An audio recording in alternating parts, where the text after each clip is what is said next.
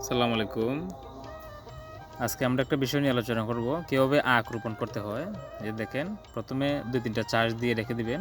10-12 দিন পরে আরও 2-3টা চাষ দিয়ে তারপর মাটিটা জুরজুরে করে নিতে হবে। তারপর মই দিয়ে মানে জমিটা সমান করে নিতে হবে। তো তারপর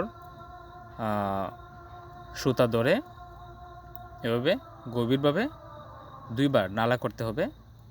এই যে আমার এক চাচা, আমার এক ভাই, ওনাদেরকে আনছি যে কাজ করার জন্য। নালা করতেছে, গভীরভাবে নালা করতে হবে।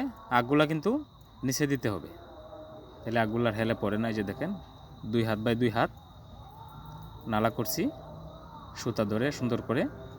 তারপরে যে সারগুলা মিক্স করে দিতে হবে, বিভিন্ন রকমের সার নালা দিয়ে আমরা দিয়ে দিব।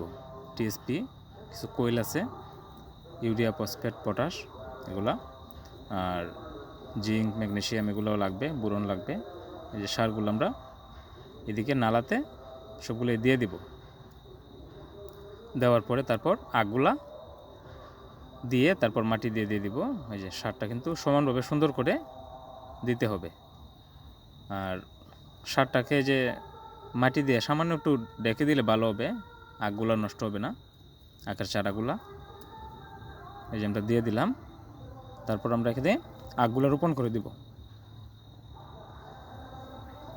এই যে আখ রোপণ করা শেষ।